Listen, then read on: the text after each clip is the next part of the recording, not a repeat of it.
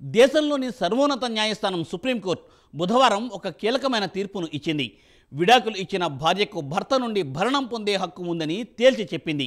ఇది ఏదో భార్యకు దానం చేసినట్టుగా కాదని, విడాకులు ఇచ్చిన భార్యకు మెయింటెనెన్స్కు డబ్బు ఇవ్వాల్సిందే, అది ఏ మతానికి సంబంధించిన వారికైనా ఇదే తీర్పు వర్తిస్తుందని సుప్రీంకోర్టు న్యాయమూర్తులు బివి నాగరత్న, అగస్టిన్ జార్జి మాషి తేల్చి చెప్పేశారు. ఈ కేసుకు సంబంధించి న్యాయమూర్తులు ఏమన్నారో ఈ ప్రత్యేక కథనంలో చూద్దాం.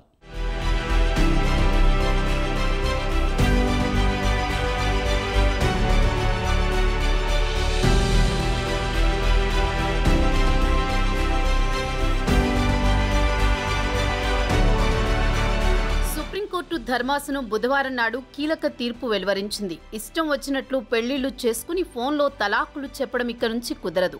ఒకవేళ భార్యకు విడాకులు ఇవ్వాలనుకుంటే ఆమెకు మెయింటెనెన్స్ తప్పనిసరిగా చెల్లించాల్సిందేనని స్పష్టమైన తీర్పు ఇచ్చింది. దేశంలోని ముస్లిం మహిళలకు భర్త నుంచి మెయింటెనెన్స్ పొందే హక్కు ఉందని తేల్చి చెప్పింది కోర్టు.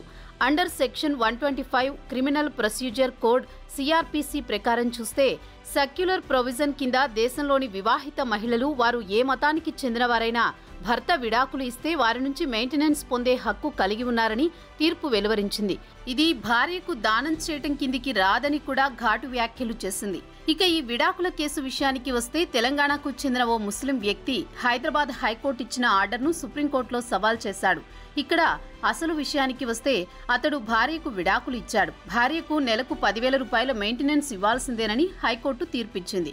హైకోర్టు తీర్పులో తాము జోక్యం చేసుకోమని justice B V Nagarathna, Augustine George మాషీలు ఇద్దరూ తేల్చి చెప్పారు.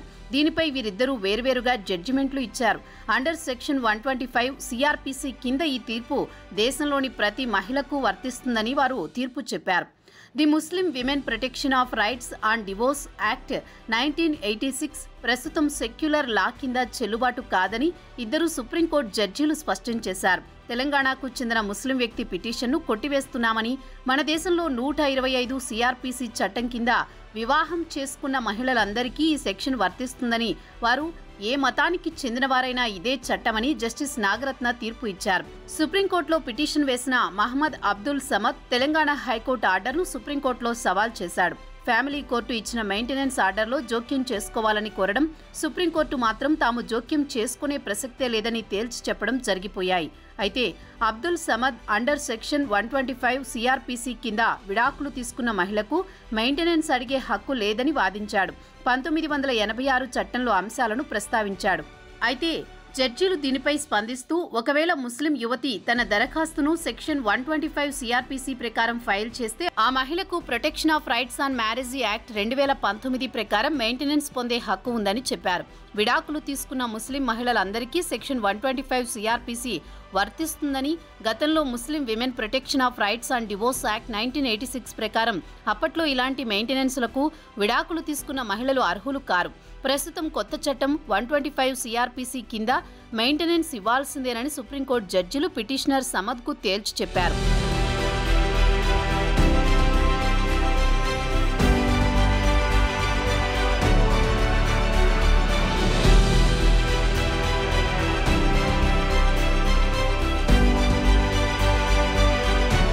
అయితే 1986 చట్టం ప్రకారం విడాకులు తీసుకున్న ముస్లిం మహిళలకు ఎలాంటి మెయింటెనెన్స్ లభించకుండా ఈ చట్టం అడ్డు తగిలేది. షా బోనో కేసులో సుప్రీంకోర్టు చారిత్రాత్మక తీర్పు ఇచ్చింది. అప్పుడే కోర్టు 125 సిఆర్పిసిని గుర్తించి సుప్రీంకోర్టు ఈ సెక్షన్ ముస్లిం మహిళలందరికీ వర్తిస్తుందని తీర్పు చెప్పింది. గతంలోని చట్టాలు ముస్లిం మహిళలకు వ్యతిరేకంగా ఉండేవి. ప్రస్తుతం చట్టం ప్రకారం విడాకులు తీసుకున్న మహిళ మరొకరిని పెళ్లి చేసుకునే వరకు మెయింటెనెన్స్ ఇవ్వాల్సిందే.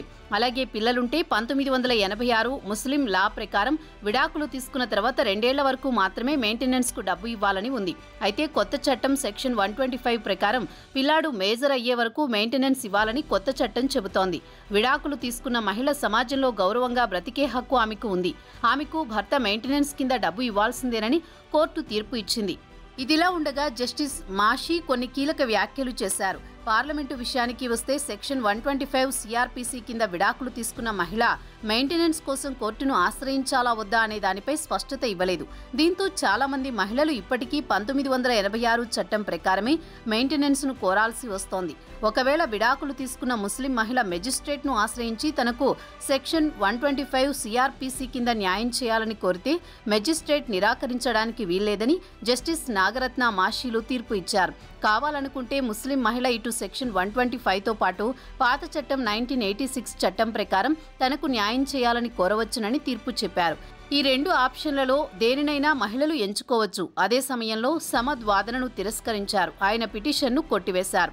తాజా తీర్పుతో భర్తతో విడాకులు తీసుకున్న ముస్లిం మహిళలు ధైర్యంగా తమకు న్యాయంగా రావాల్సిన హక్కును పొందే అవకాశం ఉందని తాజా సుప్రీంకోర్టు తీర్పు ముస్లిం మహిళలకు భారీ ఊరట లభించిందని చెప్పవచ్చు.